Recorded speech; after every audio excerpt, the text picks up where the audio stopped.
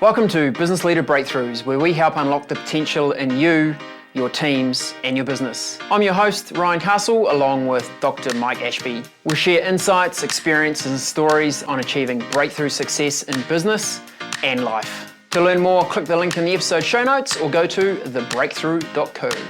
Now let the breakthroughs begin.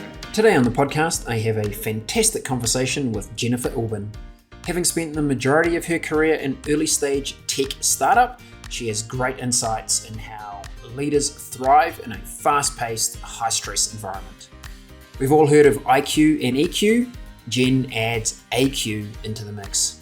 She also talks to the power of alignment and how to not surround yourself with idiots. This is a great chat with plenty of actionable takeaways, and I just loved how authentic Jen is. Enjoy. Jennifer Orban, welcome along to the podcast. It's so great to have you. I'm really excited about the chat we have coming up. How are you doing today? I am doing well, Ryan, and thank you so much for having me. We were very fortunate to be introduced by a mutual friend, work colleague, Kerry McGovern. She has put you as one of her favorite people of all time. So I feel like that's a pretty illustrious award, given the quality person that we know that Kerry is. So, expectations are high, but I think you've got this. I hope so. I don't know. She's a tough one to live up to, but she's one of my favorite people as well. So maybe there's something there. Oh, look, I don't think she hands out that accolade lightly. So I think we're in for a great discussion. Hey, something we like to do on the podcast is ask you a few fast fact questions, have the audience get to know you pretty rapidly. So here we go. Are you a breakfast or dinner person? Definitely dinner. Yeah. What was on the menu last night? Blackened chicken Caesar salad with some garlic fried mushrooms. Oh, nice. Okay, I'm looking for a dinner invite after this. On holiday, would we find you bungee jumping or quietly on the pool lounger? Oh, these days with a book around the pool. Okay, you feel like your bungee jumping days are behind you? Yeah, I'll leave that up to my kids. Okay. Favorite footwear, would we find you in trainers or heels? Oh, trainers. Yeah, totally. And they can be dressy these days, right? So you've got all the bases covered. Thank goodness. When you're reading that book, would it be a real physical book, or are you more of a Kindle type electronic person? So I am definitely an actual book lover. My mom's a librarian, was a librarian, but I have gotten a Kindle because who can afford that many books these days when you're reading one every couple of days? Yeah, every couple of days? Really? Is that your rate? Right now. Wow, awesome. That's what happens when you grow up with a mother as a librarian. Yeah, well, I think it's a good trait to have. I like that. And is there a book you've read recently that's kind of top of your mind that you recommend to us? Oh, a really fun book was The Seven Husbands of Evelyn Hugo. Just a cute little fictitious book. Nonfiction, I really like Chip War. It was a little heavy, a little beyond my technical capability, but an excellent read. Okay. Yeah, I have actually read The Seven Husbands of Evelyn Hugo, recommended by my wife as a fun read, and it was indeed. Yeah, so good recommendation. Routine-wise, are you an early riser or a night owl? Definitely an early riser. No, I'm a night owl. Night owl all the way. Okay, always have been? Always have been. And fun fact, I was actually on the swim team while I was at Mount Royal, going to school, and I would show up on deck every morning with a coffee at 6 a.m., no breakfast in my stomach, just a big thermos of coffee. And my swim coach would look at me and just go, "What is wrong with you? Like, can we change swim practice to 6 p.m.? Yeah, you'd be on fire. Exactly. Lucky the meets were normally later in the day, not that early in the morning. Yeah, I'm sure you surprised your coach when it came to meet time. Sometimes. All right, if you were watching a movie, what genre would we be watching? Probably psychological thriller type movies. Could have been an FBI agent in another life. Absolutely. Love that. Alrighty, Jennifer, on the podcast, we love to hear the top 3 leadership insights from our guests. Wonder if you could share those with us, and then we'll explore them in depth. And dig into from there. Okay, that's fantastic. I mean, there's so many out there. So I've been working for a long time now. I think my resume says 20 years, but it's closer to 30. We don't want to age ourselves, Ryan. As we all did. Yeah, yeah. My first job in my early 20s, I had a pretty large staff, and that was a rough go round, and as I've grown over the years, I figured a few things out. So one of the first things that I like to look at when I'm building teams, I call it my three-pronged approach. And so the first one being IQ. So we all know what IQ is, and that was the thing for a really long time, right? Only people in leadership positions, could have these big IQs and these big brains. And then along came emotional intelligence several years ago, a couple decades ago. And what's emotional intelligence? Well, it's almost more important than IQ, people say, right? But it's become a very important part of the world as we continue to grow and evolve as humans. And then my third one is AQ, adaptability quotient. So as the world continues to change during these very uncertain times these days, adaptability is key. And I've spent the majority of my career in early stage tech. And so you have to be able to be nimble and be adaptable to keep things going, to move the company along. So that's my first one. My second one is alignment. So, and I know that seems to be that's probably a lot of people's, I would think, but alignment can mean a few different things, right? I can look at you and go, okay, we're aligned on this, right? We know what we need to do. And you're going, yeah, yeah, yeah. Okay, I get it, I get it. But have you asked the right questions? Are you and I seeing the goalposts the same? Is it in the same place? Is it the same color? Is it the same distance away? Probably not, right? Can't tell you how many times I've encountered, whether it's recruiting for a key position, whether it's doing a reorg, whether it's doing a rebrand, you name it, right? You've got this vision, this idea, you think you're carrying out, what the CEO is looking for, what you're looking for, or other leaders are. And when you really sit down and dig into it, you realize you're not getting close to that goalpost because you're not quite understanding what everybody's thinking. You're all on a slightly different page. And so it's really important to spend that initial time ensuring everybody has that same goalpost in mind. And then I'm looking forward to unpacking that one because I feel like that's so often the challenge with organizations where very rarely do we see strategy fail because the strategy's bad. We see it because we can't get it executed. And I think the alignment piece in there is so critical. So looking forward to talking more about that one. Okay, number 3.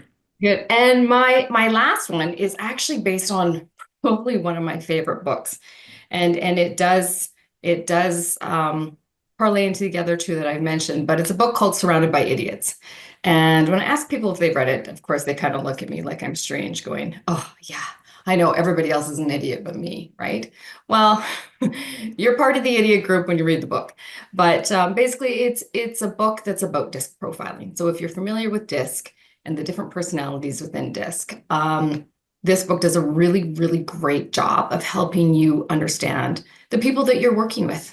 And maybe this is why you can't get to alignment. Maybe this is why you're not understanding certain things, right? And for me, that book really helped me open my eyes in dealing with different types of personalities. And, I know where I sit in the DISC profile. I've done it years ago and I've always been a big fan of it. And, it helps you identify other folks, where they're sitting, why they're thinking about whatever it is they're thinking about a certain way, why you can't get alignment, how to communicate more effectively. And I know all good leaders really need to understand the different types of personalities, not walk around being frustrated, thinking they truly are surrounded by idiots. Indeed.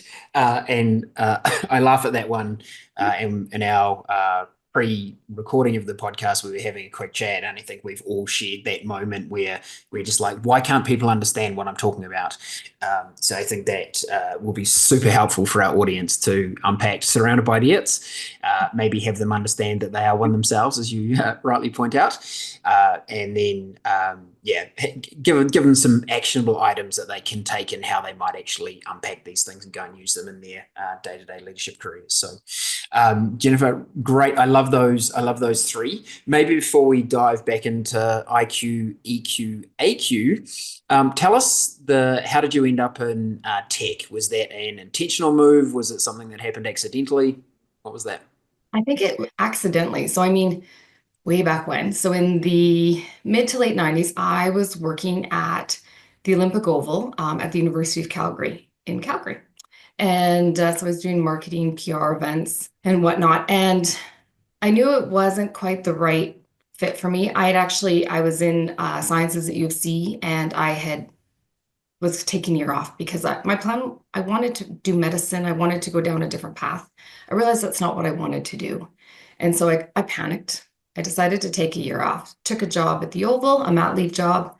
They offered me a full-time job. I stayed. And so I ended up dropping out of school, worked there for 5 years, and went, this is still not the right fit. I met a fellow in the early stage technology space in Calgary in 1999, right? So sure you all know what happened around then, the dot-com world.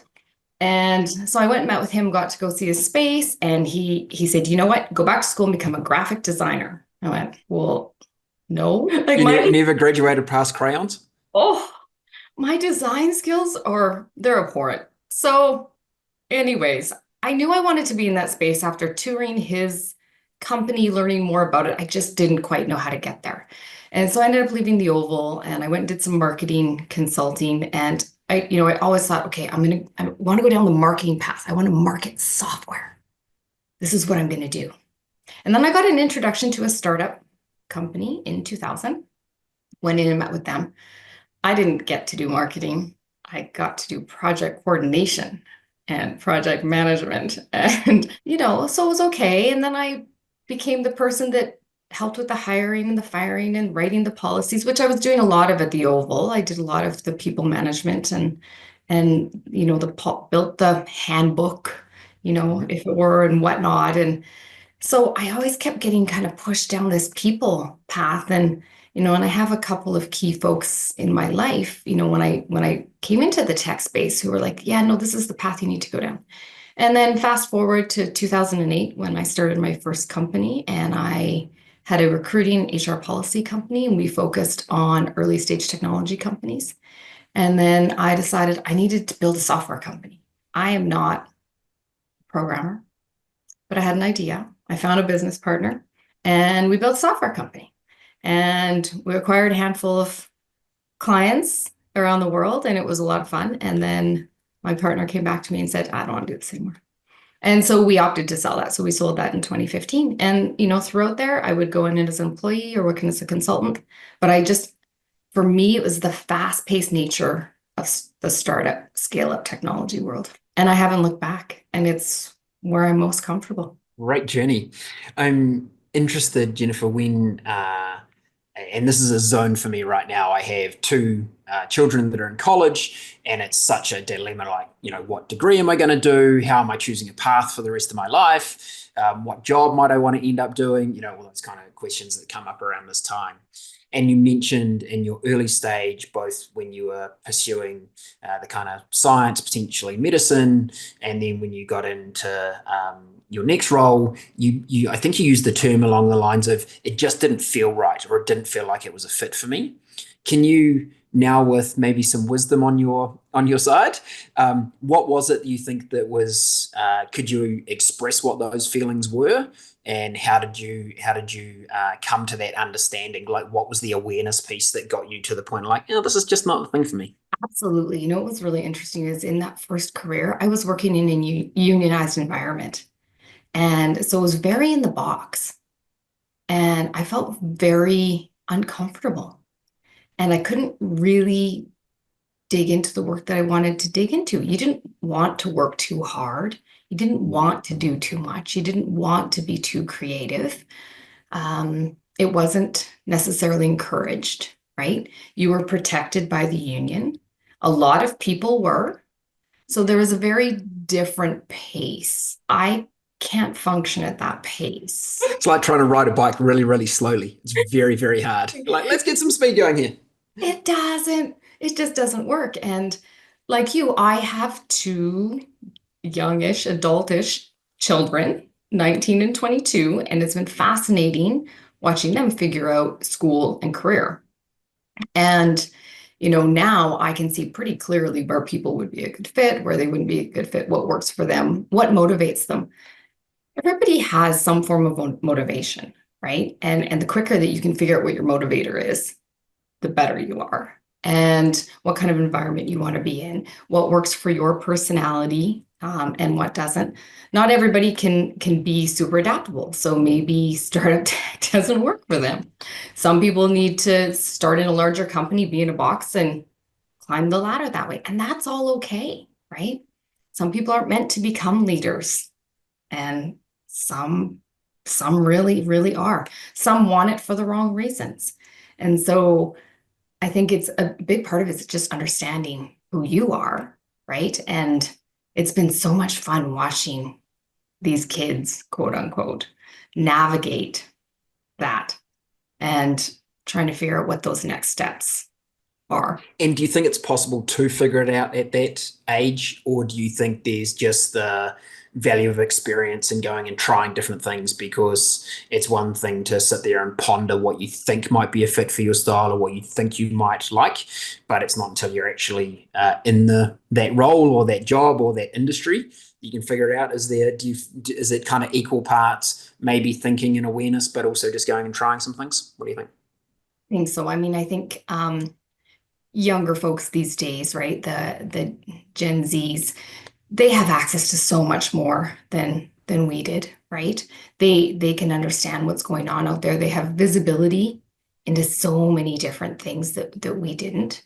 But having said that, it's one thing to look at your phone and watch it on TikTok and get all the information you want, that rather than go out and experience it. And I think, we're seeing that we're kids these days, and even adults now, right? Yeah. We're not going out and experiencing life like we used to. And I think you do have to go out and have those experiences. And I think as parents, we can certainly help guide, but they really do need to figure it out for themselves. And the big thing with both of my daughters is trying to help them figure out what motivates them, right? And how to get down that path. And I do chuckle though, because my oldest daughter's in marketing now. And I knew from the time she was in grade 7, grade 8, that was definitely going to be her path. I don't like to remind her that I was right, but yeah, that doesn't go down well yet. I think that's another 10 years off before you can have that conversation. They'll be like, "Oh, Mum, you were so right." Yeah. Right. Okay. Maybe. Jen, wondering in a work context, in a startup, maybe environment that you were working in, did you observe someone that you were just like, this person's just not a fit for the role they're in currently? I think we're all pretty familiar with the Jim Collins, good to great, right people, right seats. Might have been the right person, but you could just observe that they weren't sitting in the right seat. Have you got an example of maybe how you worked through that with them? Oh, so many times, right? And I think, especially in startup, especially in early stage, everybody's doing 10 different things and it's so exciting and people just want to be part of it, especially if it's a really cool new technology, cutting edge or bleeding edge technology. And you want to pull these folks in and they've got all of this knowledge and wisdom and they're just not a fit. So, a couple of interesting examples are, this was, years ago, more established, smaller tech company. And we had a fellow, very seasoned individual in software architecture. And we moved him into a leadership role. He didn't want it, but it was time. It was time. It wasn't time. He did it for 2 weeks. And he went, you know what? This isn't for me. I don't want to do this.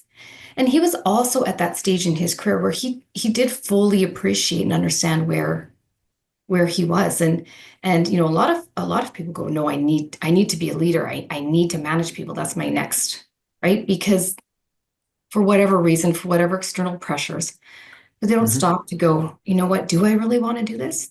This is what it means to be a leader. And, this fellow was right all along. He lasted 2 weeks and he said, don't ever do that to me again. So it was really great in that situation where you had awareness from that individual, right? Where he was pushed by management to do this. He had so much wisdom and, there's other ways that you can have him impart his wisdom. He doesn't need to be managing people. So Yeah. technical lead and whatnot, you can make those changes. But, on the other hand, definitely where you've got, some, a younger person who's going, I need to manage people. Okay, so why do you think you need to manage people? Well, I'm just due. It's my time. Well, that's not how that works. So, I'm very, very a strong believer in a meritocratic environment. And I believe that your company should have really strong ideals on what they need to see in a leader. And that stuff can all be trained, as you know. And it's really important to have the right training in place that aligns with your organization and what you're trying to achieve, right? So you can find that person or those people and invest in them and help them grow that way. That way, you'll get them going down the right path, as opposed to these really awkward paths where you hire leaders, because I've done this before as well. They come in and claim they've got all this great leadership experience. Well, we had a senior leader in at one point, this is a couple companies ago, and this person had managed numerous teams, global teams, big projects. It was an unbelievable disaster. It took me a year to undo the damage that this person had caused just by way of holding people tight, creating silos within the group, and sometimes, especially in early stage, when you're so busy and you're moving so fast, you don't always see what's happening, right? And people aren't always willing to come forward. And so, making sure that those lines of communication are open, that alignment is there, and that people are actually having real conversations, right? To make sure we're all still staying on the same page and not doing some damage culture. And if you could roll back time, were you involved in the interview process for that person? I was. Yeah. Knowing what you know now, what questions would you be asking them to test for those skills? Because I think we've all had a similar example where someone on paper looks like they've got all the right things, and then in reality, they're missing the skills to deliver what was on the CV. What questions do you think you'd ask that person now to validate whether they had the actual leadership skills or not? Well, that's a great question, Ryan. I think, this person came from a much larger company. And so, very different in a bootstrapped environment. And so, when you're coming from a larger tech company, a large global company, it's very well defined what you're going in to do. And as much as, people that have done those roles in those companies for a long time, and they go, okay, I want something fresh and new. I want to get my hands dirty. I want to get into it. And I'm really, I can handle this. That's great.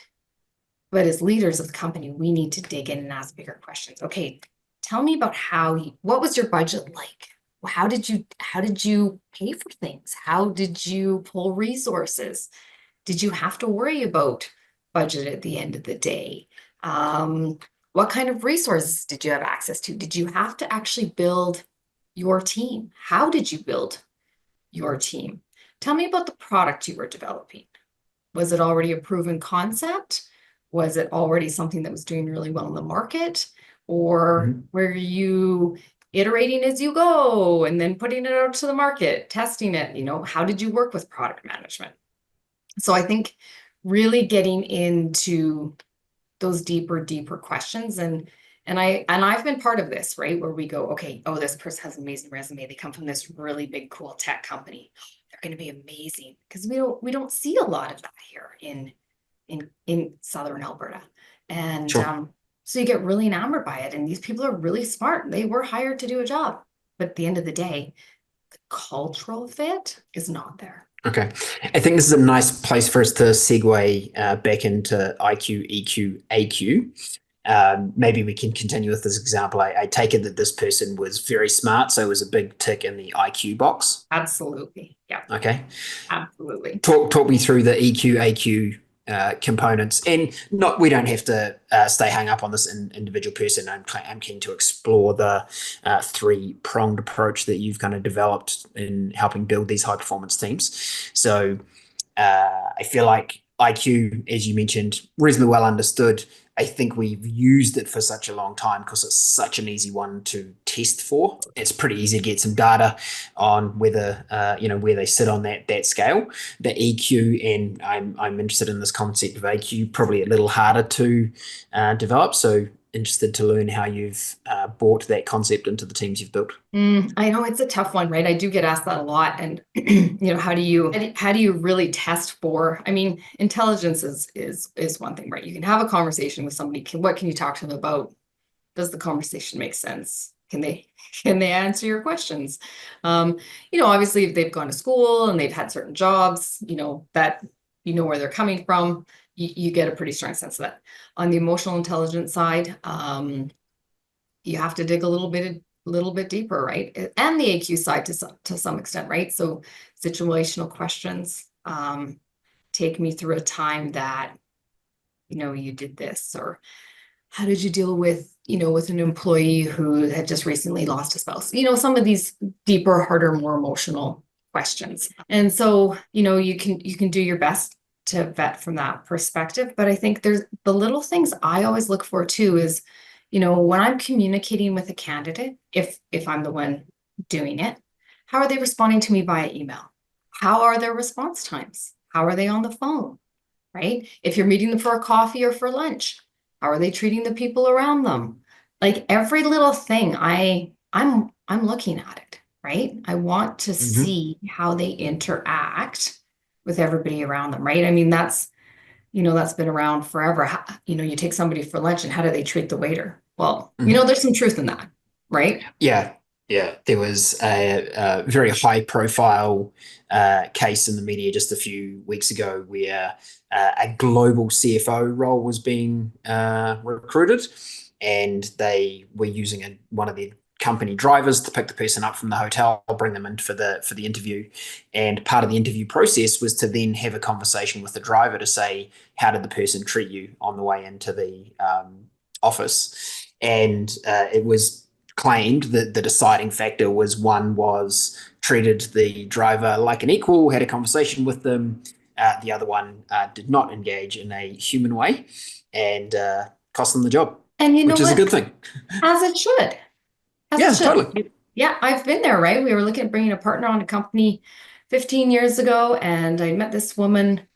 We went for coffee. She was great. Bring her into the office. She didn't have the time, like we were in an open office environment. She did not have the time of day except for the partner in the business. I introduced her to people. She was super rude, condescending. Like it was shocking. Wow. So, yeah. This happens. And, with the AQ one, that's an interesting one. So I look at, and I even struggle with this one a bit myself, but I think adaptability is really, really important. Look what's happening in the world with AI right now. So if you don't adapt and change, you will be left behind, right? So you need to understand these things. So, maybe it's even a little bit easier to figure out adaptability right now, right? In an interview. Tell me about the AI tools you're using. You can watch people's immediate reactions to that. There's a lot of people that are reluctant to jump in and use AI tools or to even explore them or figure out what's going on there. It's something like, what did I just read? 7% of HR teams have an AI strategy in place or are putting an AI strategy in place, right? Especially for HR. Keep up, people. There, right? Yeah, indeed. So it's so I think there's a lot of skill questions you can ask around or scenario questions you can ask around adaptability. The other things that I really look for is just even in somebody's resume, right? Asking the questions between what's written on the resume to try to see what adaptability looks like to that person, right? So, have you done things outside of what's expected, quote unquote? Obviously I've hired a lot of engineers. There's kind of a standard format to the resumes and standard things they've done, but what else have you done? Were you also a biathlete? Were you doing, I don't know, bungee jumping? Were you doing, other things outside of that? Sure. What makes you adaptable? And even asking people that question, what makes you adaptable? Or what does adaptability mean to you? Yeah, I think so often people think that IQ, EQ, and I think AQ as well are all some kind of God-given talent that you either have or you don't. I fundamentally disagree with that. I think it's been proven even at an IQ level, you can increase your IQ capability through the right kind of brain training. Around the EQ, we say, hey, we teach people skills, but really what they're learning is awareness of self, awareness of others, and that's really where the kind of EQ comes from. And I'm interested if you share my opinion around AQ really starts with a mindset. If you've got a growth mindset and you're a person who looks at challenge and goes, how can we figure this out? Or if you're fixed mindset going, that's not my warehouse, I don't deal with that kind of thing, that's someone else's problem or some other department's problem, kind of closed mindset thinking, you're never going to be a very adaptable kind of person. Is that kind of like a reasonable take on it? I love it. That's exactly it. I was actually in an interview the other day and yesterday, and the person I was speaking with said, "What kind of environment won't you work in?" And that's what I said, Ryan. Right. Was non-growth minded, but that's it exactly, right? It's people that you're just looking for the problems, no solutions. You can't open yourself up to other potential. It's okay to mess up, no problem. How are we going to fix it? Can we work together on this, right? Yeah. That's exactly it. That is adaptability. That is growth mindset. That is how are we going to turn this problem into a solution and execute on it. I love that. All right. Nice. Alrighty. Well, it feels like we've got good alignment going here. I would say so. So let's explore alignment further. Maybe if we contrast it in your experience where you've seen organizations or teams that are missing alignment and what the outcome of that was, and then what you observe in organizations, teams that have alignment and the outcomes from them. Oh, absolutely. I mean, alignment's an interesting one. And I've spent a lot of time over the last year thinking about what makes, again, because my focus is mostly early stage scale companies, but what makes those groups successful? What makes a high performing team successful? How do you define success? And all of these things. And I mean, really at the end of the day, it comes down to alignment. And I mean, I've worked with a lot of founding CEOs. I've been one myself. And when you're building your baby, it's beautiful. And honestly, there were times that I thought my software was better than my children. Don't tell my kids that. And nobody could tell me otherwise, right? Sure. And, so perception's reality, right? So you really get so hyper focused on what you're doing, and when you really should be pivoting, maybe you've pivoted too much. I mean, I've seen that too, but you're working with these really intelligent people, and they're really like, no, this is it. And okay, so everybody's coming along. Everybody wants to be part of it. Everybody wants to build it and grow it. And you're having these big conversations, and we're going to get here, and we're going to get there, and nobody's going, wait a minute, this one over here, are we all looking at, is this blue over here? And is it 50 feet away? Is that the one we're talking about? Are people asking that question? Probably not, right? Everybody's excited. They want, okay, I know what I need to do. And then as you get in, you get going, nobody's hitting their targets, nobody's hitting their goals, nobody's hitting their objectives, because you haven't sat down to go, okay, we're going to hit the blue goal 50 feet away. This is what we're going to do to get there. And that's not necessarily the founder's place, but making sure that the founder has hired the right people around them to get there, and that those folks are aligned. I've got one group I worked with long time ago, years ago, and they had hired me to find them a VP. I can't even remember what the role was.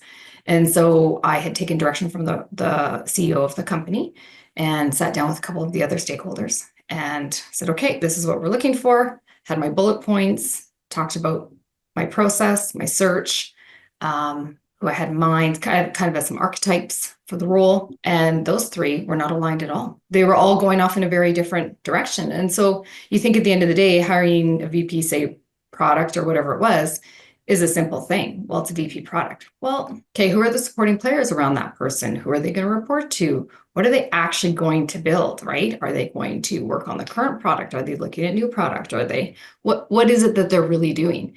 And so it's asking those little questions early on to make sure, okay, I know what this person's going to do. A, B, C, 1, 2, 3, right? Not A, G, Z, 5, 7. And it happens, and you get people so excited, and they're running in so many different directions. But when you don't have alignment, even on the small things, you end up wasting a lot of time. Sure. And my observation, Jen, is that so often the founders by nature, they tend to be big picture thinkers. They're forward focused. They like shiny new things. You know, last week we were over here. Next week we're over here. No, scrap that feature. Add this one. You know, what guidance would you? And I'm sure you've done this because you've been around founders. You've been one yourself. Maybe I should ask, what advice would you give yourself to I know. help keep alignment? Because if the founder of the organization is bouncing all around the place, it is impossible for the team to maintain alignment, because it's like, hey, last week we were headed over here, this week we're heading over there. It's all over the show. What guidance would you give to founders about how they position themselves and their way of thinking for alignment that the team can follow? I think, what's really important for founders is to have their 2IC, that person next to them who can be that messenger between both groups. So whoever that person is, maybe it's your VP of operations, maybe it's your VP of product, maybe it's your chief people officer, maybe it's your chief of staff, whoever it is, but you need that person who speaks CEO speak, right? And can work with them. And so the CEO can still be very free, right, to have to do what they need to do, because that's very critically important to the business as well. And then that person can continue to work with the leadership team. But the leadership team themselves need to be adaptable, right? And they need to understand, that these things are going to change and pivot, but what is going to stay true in all of it, right? And so in continuing to work on those things. And then really understanding that there's deadlines involved and there's costs involved and all of those other pieces that play into it. But I think, founders are typically very brilliant people, and not everybody can understand them as much as they want to and they try to. It can be difficult. So, this is where a little bit of grace comes in to play sometimes on both sides. Right? And there's some people with some big brains out there, and they really are trying to make a difference in the world, and they really need the right folks around them to help get them there. Yeah, I'm sure some of our listeners are familiar with the entrepreneurial operating system, a plan for growing and scaling a business, and they put some really helpful labels, I think, around those roles. You talk CEO and, COO or operations or, VP of product. They call it kind of visionary and integrator. So visionary tends to be that big picture thinker, future focused, some would say all over the show because they've got a new idea every 5 seconds. And the integrator is that person that sits between them and the team and does exactly the role, kind of buffers the team somewhat from some of those ideas, make sure. And that's exactly the situation we have in our own business. Dr. Mike, my business partner, classic visionary, like, guy's got the biggest brain I've ever met, reads vivaciously, knows everything that's going on, literally has a new idea every day. And when we first started working together, it just freaked me out, because literally every morning my inbox would be filled with another 10 ideas of things. And I'm like, wow, we haven't executed last week's, let alone yesterday's, and I have no capacity to think about today's.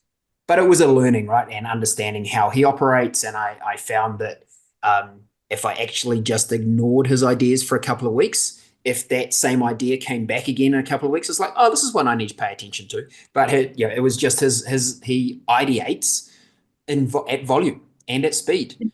So it was learning how to do that. And then that's kind of the role I play a lot in our organization, is that buffer between, or at least I try, the buffer between him and the team, because when you've got a team that have like, hey, these were our 90-day goals, this is what we're trying to execute, and then suddenly there's another 5 ideas, we have to go, okay, we can evaluate those, but which of the things that we were working on are we going to drop?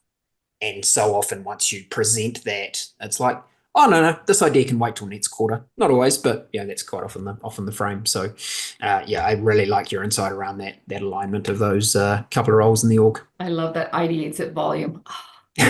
I'm gonna get T-shirts made with that. Yeah, I think I might get Mike one of those T-shirts. I think it's Yeah, I know who I'm gonna give one to. Yeah, I might even get it tattooed on him. That could be even better. Yeah. Yeah, there you go. There you go. I love it.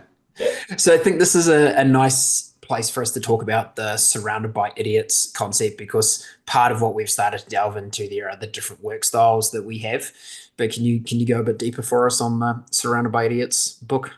Oh, absolutely. I mean, it's so you've got your four colors, right, in disc and so where I see it getting very complex in a work environment is, when you've got a strong red or yellow versus a strong red or green or blue, right? And so you've got your engineering folks very process orientated, just very go at their, go at a bit of a different pace, right? And need to follow the rules. Methodical. Yep. Yeah, yeah.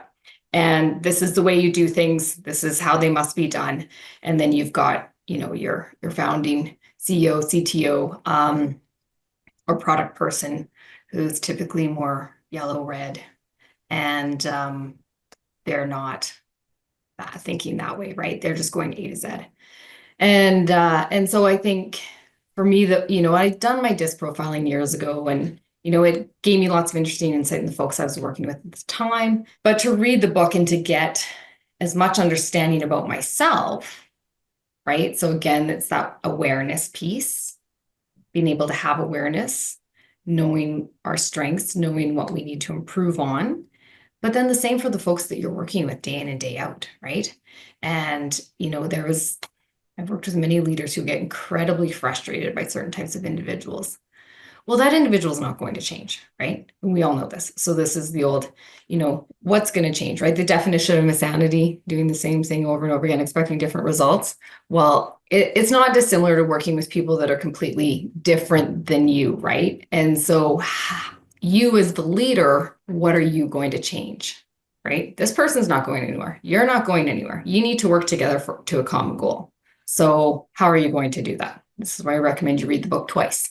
And Once for yourself and then once with your team in mind. exactly. And I mean, I find you can usually get that, right? Just being a human around some of this stuff, showing some grace. And people are different for good reason, right? There is a lot of diversity out there, regardless of what's happening in that whole world right now in the US, but diversity is there. It is there in how people And think. needed. And Like you needed. cannot have a high performing team if everyone's got the same neural setup and operates the same way. If we've got a organization full of big picture thinkers, nothing ever gets done. Nope. So, we need that diversity in our teams. Yeah. And you've got to work with that visionary and that person who's defining what that product is and what it looks like and what it's going to look like in the market. And then you have everybody else that needs to make it happen. And so that's going to take a lot of different types of folks.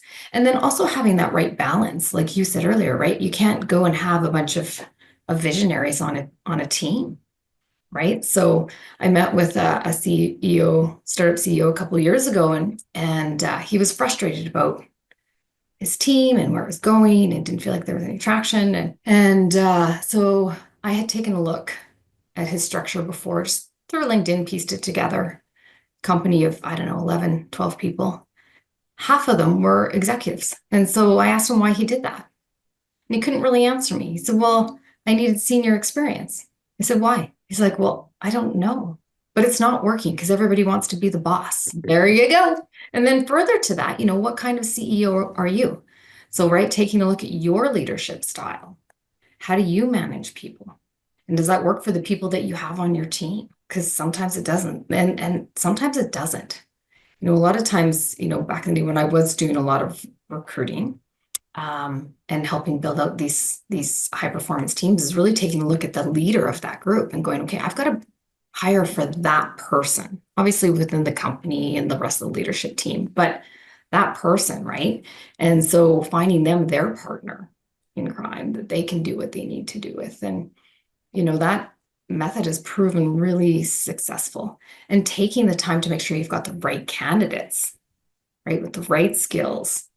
Of course, if somebody leaves the organization, then it all falls apart, but Yeah. And defining up front what are the traits, working styles that this person needs to complement the team. Because so often we see recruiting go bad because we like to talk to people that are like us. So, a visionary, big picture thinker will love having an interview with another big picture thinker because they'll be like, oh, I just clicked with that person. It was great. We're just like totally on the same page. And it's like, if someone comes out of an interview saying that, it's like, okay, red flag, red flag. Right? If they're exactly like you, we don't need another you. We've got you already. Yeah. We need someone that's going to complement. So almost like you, in the language we use, business chemistry of teams, very similar to DISC. Pioneers need to be complemented by guardians, which are your detail people that can methodically work through the process and get all the steps done. So you really want your pioneer coming out of that interview just going, oh my God, that person asked so many detailed questions. It was killing me. You're like, perfect. That's probably the person we need to add to the team. Exactly. Well, and then there's succession planning, which is a whole other fun ball game. But where some of these things apply and some don't. It just depends on what the next phase of the company looks like and what you're trying to do, right? Yeah. But everything, all companies are a little different. They have a little different dynamic. They have a little bit of a different culture. And, a lot of times you don't know until you get in there. And the more that you can see up front, right, the more you can help guide these companies on what their people architecture really does need to look like. It's not a straight formula. No. At all. Yeah. And I think also well proven that there's no one particular type that makes a successful leader. We've seen, the large extroverted personality who loves commanding the front of the room be successful. We've had the very quiet leader who really doesn't like being the center of attention become a great leader. We've seen everything in between. So there's no one blueprint that works. And I think that's the fun and also the dynamic aspects of organizations, right? Is there people are different. And there's no one formula that makes it work every time, which is interesting. Jen, you've mentioned a couple of times the word grace. I'm interested to hear from you. What does grace mean to you, and how can people use it in an organization for good outcome? Oh, thank you for asking me that. It's been a word that's been popping up a lot over the last couple of years, and I would say really post COVID. And I think, COVID was a really weird time, and I think a lot of people became very internal, right? And scared, and the world's kind of blown up in an interesting way since then, and people's mindsets are different. And there feels like there's just a lot more about me out there, right? What I need. And that's great. People are figuring out what they want, what they need, what they think they need. But I see a loss of grace with that, right? You see a lot more, I don't know, a little more anger, a little more impatience, people just feeling they have a right to something more than others. And I think what we need right now is just a little bit more grace as humans and just a little space, right? To help people figure things out. And there's been just a lot of panic, and, coming off of COVID, things got settled a bit, and now what's happening in the world. There's a lot of very polarizing events going on. A lot of people are afraid again. And so I think with that too, you move away from that growth mindset. It becomes just more insular as opposed to having space for others, being supportive, right? Everybody's got a lot to deal with, but we still need to have grace for other humans. Indeed. And I think bringing a curiosity mindset can be an important part of grace as well, not jumping to judgment based on something you observe, but being curious maybe around why that behavior is occurring, being curious about that person's point of view without judging it before they've finished their first sentence. Being curious is a nice place to start around delivering some grace in your environment.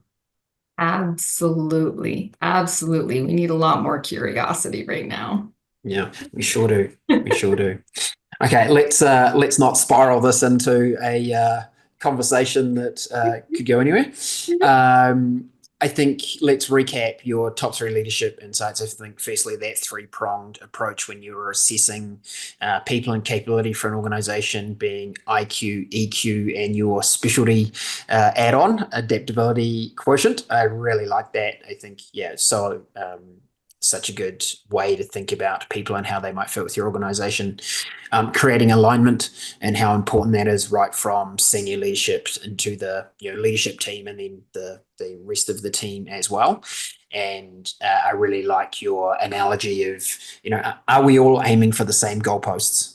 Because I think the example you shared around recruiting that person, and 3 different people on the leadership team were looking at different goalposts, and the chance of success around that are really, really minimal. So getting everyone aligned and maintaining that alignment, I think is probably useful. And so bought into that concept of awareness of self and awareness of others, and what your working style is and what other people's working style is as a leader. If you can bring that awareness to your communication, whether it be written, verbal, meetings, online meetings, you'll find that your team just lines around you substantially better than maybe you've been experiencing to date. And a part of that is the grace component, which is when you've got awareness that different people work in different styles, giving them space to make their contribution in the way they need to make it can be super powerful as well. So, hey, Jen, it's been a great chat. Let us finish off with a couple of other questions. Who would you be for a day? Oh my goodness. Well, whoever finished the Barkley Marathon this year, which I don't know if anybody did. Courtney DeWalter. Who is that? I'm not familiar. She's a young ultra marathoner who does really well. Ultra marathon, that's a thing. Maybe they should do some IQ testing for people that do ultra marathons. And I can say that because I've also done them. But at sort of mid-race, I'm like, what was I thinking? What was I thinking? Absolutely. As your 5th toenail's falling off? Yeah, I know. And I only say that now because I can't do them anymore. So, Okay, I like that.